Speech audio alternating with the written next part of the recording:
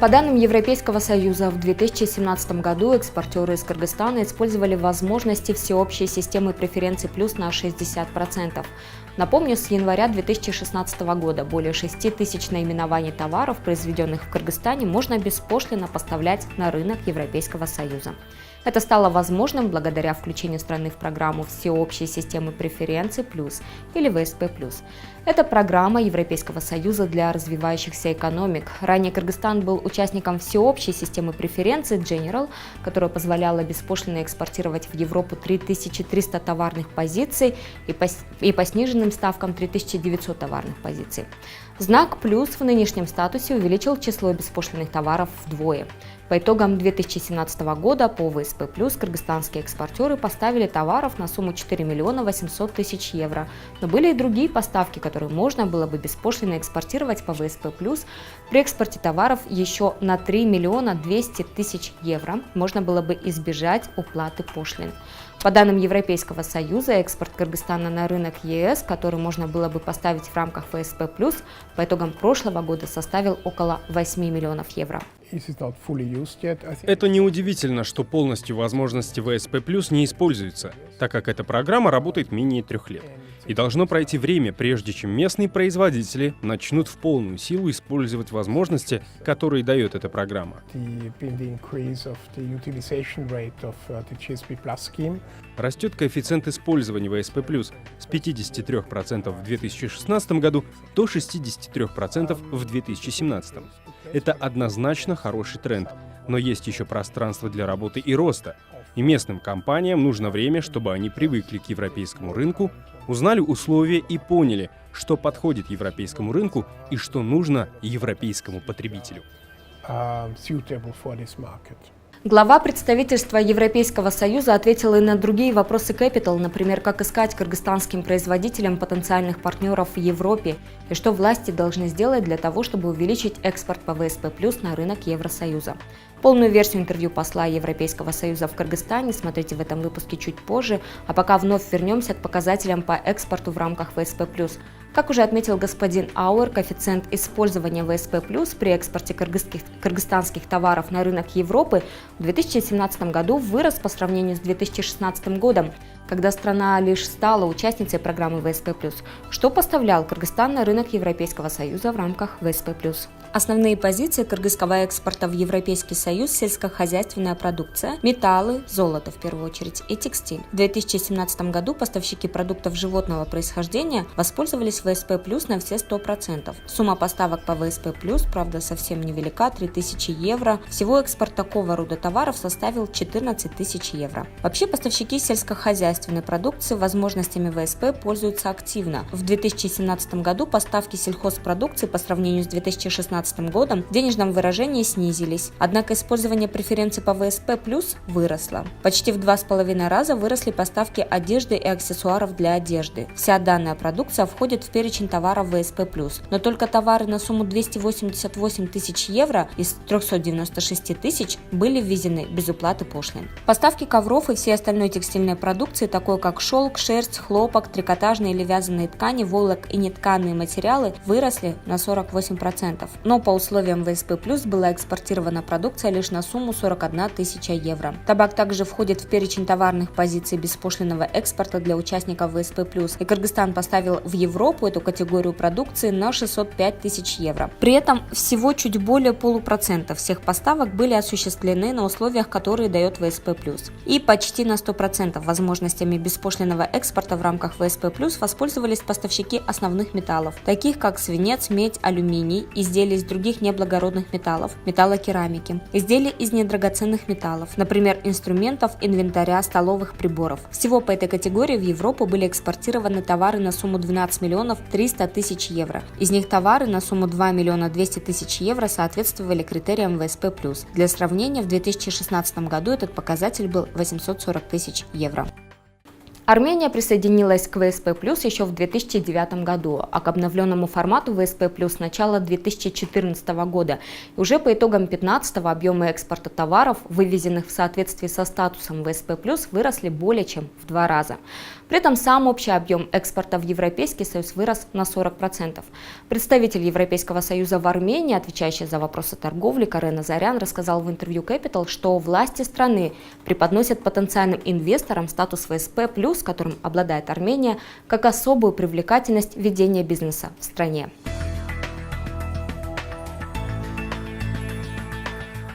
Здесь экспортеры уже определились, были какие-то изменения в правилах, но они четко поняли, как действовать, то есть уже была налаженная схема, и они воспользовались этой схемой.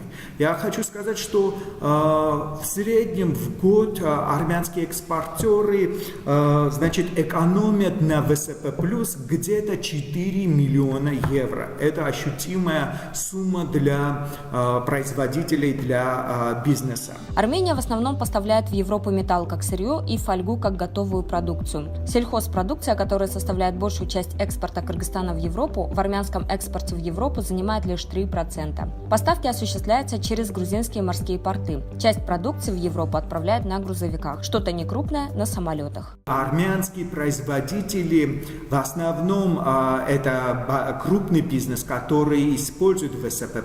Сейчас мы также работаем, чтобы ободрить малый и средний бизнес, чтобы они могли бы найти себе партнеров в Евросоюзе и могли бы экспортировать свою готовую продукцию в страны Евросоюза, чем, конечно же, это будет стимулировать также росту экономики Армении в целом.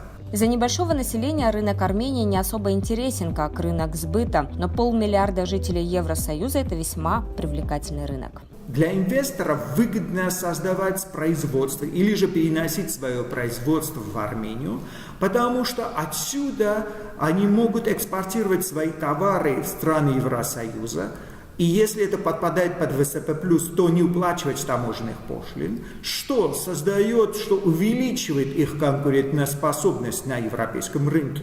То есть для Армении или для инвестора Армения является той платформой, через которую он может выйти на большие рынки сбыта, которые являются Евросоюз.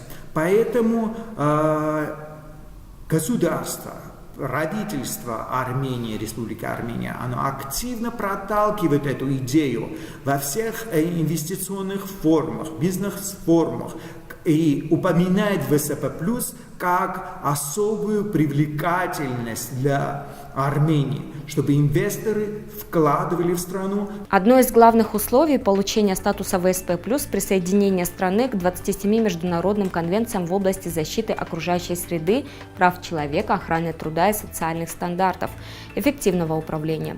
На приверженность ценностям, которые обозначены в конвенциях, обращают внимание и потенциальные партнеры из Европы, благоприятные условия труда, бережливое отношение к природным ресурсам, тоже эффективное управление предприятием станут для производителя плюсом при поиске европейских партнеров.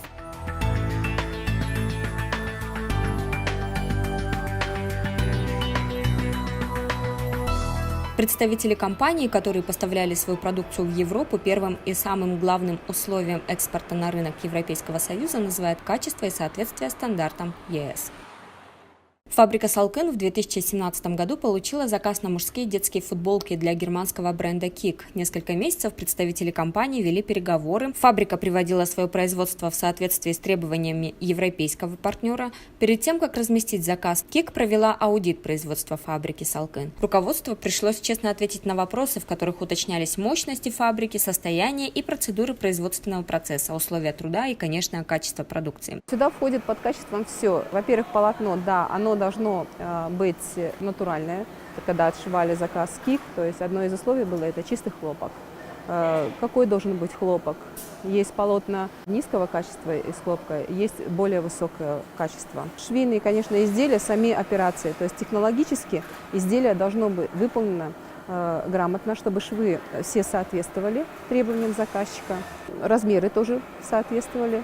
Прокрас полотна он должен быть устойчивым обязательно, то есть чтобы после стирки изделие сохраняло свой первоначальный вид, чтобы не было ни перекосов, полотно не линяло. Вначале, конечно же, мы получаем от заказчика пакет документации соответствующие. Мы должны отшить образец для заказчика. Заказчик проверяет этот образец. И если мы проходим, вписываемся непосредственно даже в цену, дальше уже утверждается этот образец, и мы уже дальше начинаем работать по партиям. Больше преимущества швейным предприятиям дает, если поставщики сырья не внешние, а внутренние. Например, фабрика «Салтын» – часть большого текстильного производства, куда входит ткацкое производство, расположенное в городе Токмак, Текстильтранс. Это связано со снижением риска задержки сроков, так как из-за внешних поставок груз сырьем может задержаться на той же границе. Особое внимание потенциальные партнеры обращают на условия труда. В каких условиях работают люди, чтобы не было никаких ни перенапряжений, ничего, потому что это скажется на качестве изделия. Если, допустим, человек будет перерабатывать или в каких-то не очень подобающих условиях работать, в первую очередь должна быть хорошая освещенность, обустроенное рабочее место, чтобы не было перебоев с оборудованием, с электроэнергией, ну и соответствующее, конечно же, рабочее время. То есть, как положено, должно быть любой рабочий труд, то есть с 8 либо до 5, либо с 9 до 18. Бывают переработки, но чтобы они были небольшие. Ну и плюс еще оплата труда, конечно, она должна соответствовать тоже. Ну и самое главное, это детский труд. Он не должен быть задействован нигде и никогда. Одно из обязательных условий, которые могут предъявить будущие партнеры – наличие поточного производства. То есть не когда одна швея шьет одно изделие, а когда у каждого этапа производства определенного изделия разные исполнители. Кто-то шьет рукава, кто-то другой пришивает их к футболке. Производитель также обязан принять все меры, чтобы его продукция была безопасной. Одно из условий при пошиве изделия на европейский рынок – это чтобы был учет сломанных игл. Здесь, в Кыргызстане, практически такого учета нигде не ведется. Здесь, на предприятии, этот учет ведется, сломанных игл. Если игла поломается, кончик хоть немножечко, то это остается в изделии. При носке это может навредить человеку. Здесь, на предприятии, при пошиве киковского заказа было специально закуплено оборудование. Это магнитодетектор, который именно находил сломанные иглы, и мы должны были это все устранить. И также ведется учет механиками, чтобы эти иглы не допускались уже в готовых изделиях. Это обязательное условие. То есть это безопасность, в первую очередь, особенно на детских изделиях. Не все потенциальные партнеры из Европы будут требовать наличия всех сертификатов, но безопасность своего производства, особенно пищевого, придется доказать. Вновь возможно через аудит со стороны потенциального заказчика. Стандарты ХАСП обязательно должны быть внедрены, даже если у предприятия нет сертификатов. Главное, чтобы партнер удостоверился, вы обеспечиваете безопасность продукции при производстве. Хотя сертификаты добавят вашему предприятию плюсов. Компания Vega Plus поставляет орехи в Европу уже несколько лет. Не так давно они получили сертификат органик. Все на био, на органике, то есть все хотят быть здоровыми, поэтому решили, что мы тоже сможем получить органический сертификат. Орехоплодовый лес, он не культивированный, то есть он дикий лес, и очень удобно для того, чтобы более получить сертификат. А когда культивированный, это тяжелее. Самое главное, это там, чтобы не использовали пестициды, химические обработки. И реально фермеры они не используют в лесу химических обработок. Это самый главный момент в органике. Пищевому производству, как и к любому другому, предъявляются требования к условиям труда и партнерства с местными поставщиками. По этому пункту можно также получить сертификат. У Vega Plus это Fair Trade. Переводится как справедливая торговля, то есть это для фермеров. Есть кооператив. А вот именно с кооператива они поставляют грецкий орех Vega Plus, получается. И и кооперативу, и Vega Plus мы должны были получить сертификаты по Fair Trade тоже. Нельзя использовать детский труд. Там нельзя покупать у поставщика, то есть у фермера, ниже определенной суммы, если это даже рыночная цена ниже. Рекомендация от ВГ+ искать потенциальных партнеров на выставках. Помимо образцов продукции, качественных рекламно-информационных материалов, необходимо хорошо подготовиться по своему производству. По словам Анары, европейские покупатели любят четкие и ясные ответы. Статус ВСП+ открывает двери для беспошлинных поставок довольно большой группы товаров, но экспортеры должны и сами проявлять инициативу, чтобы вывести свои товары на европейский рынок. Новый глава представительства Европейского Союза Эдуард Ауэр рассказал в интервью Capital о том, как Кыргызстан, и частный сектор, и государственный, может увеличить экспорт в Европу, используя возможности ВСП+. Как использовать возможности ВСП+, зависит от бизнеса. Для начала скажу несколько слов о том, что такое ВСП+. Решение убрать таможенные пошлины на импорт из третьих стран Европейский Союз принимает в одностороннем порядке. Эта программа рассчитана на страны с низким уровнем доходов, которые присоединились к 27 ключевым международным конвенциям. Основной смысл в том, что Евросоюз снижает свои тарифы, при этом не ожидает, что и партнеры будут снижать свои ставки. ВСП+ открывает ворота для экспортеров, которые могут беспошлинно поставлять товары на рынок Евросоюза. Но как использовать эту возможность, как находить бизнес-партнеров на рынке Евросоюза, как развивать свое присутствие на этом рынке, зависит от компаний стран-партнеров.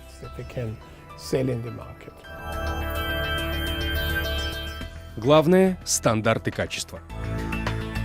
This is exactly the point. Kyrgyzstan needs to find a niche market for its products that takes advantage of exactly the.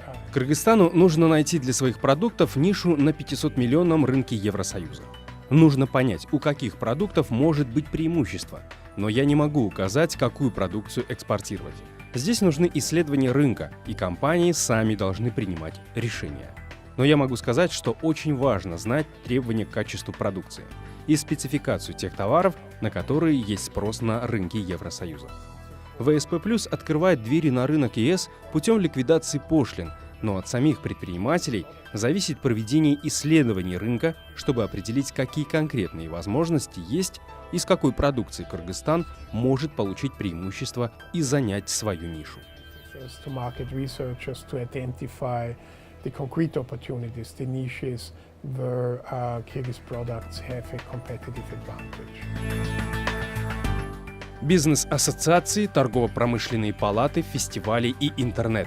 Как искать потенциальных партнеров? Местные компании могут обратиться в торгово-промышленные палаты стран Евросоюза, которые знают правила на рынке ЕС, либо в бизнес-ассоциации, чтобы получить больше информации. Другая возможность – встречаться с представителями торговых миссий стран-участниц Евросоюза, которые время от времени посещают Кыргызстан. Также в некоторых посольствах есть сотрудники, которые занимаются вопросами торговли. Доступная информация есть и на веб-сайте Генерального директората Европейской комиссии по торговле, где есть справочное бюро по вопросам, касающимся ВСП+, и в целом экспорта в Европу. Вы можете оставить свои вопросы там же на сайте. На этом портале много полезной информации. Есть инструкции, справки и прочие документы, а также ссылки на другие полезные ресурсы, где можно почерпнуть дополнительные знания. Еще одна возможность для представителей бизнес-сектора – торговые фестивали в странах ЕС.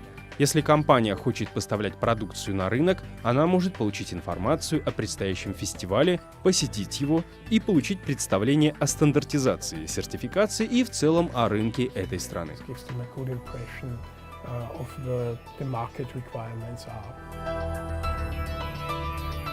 Власти Кыргызстана должны развивать инвестиционный климат и бизнес-среду в стране не только ради роста экспорта в Европу, но в целом для экономического развития страны.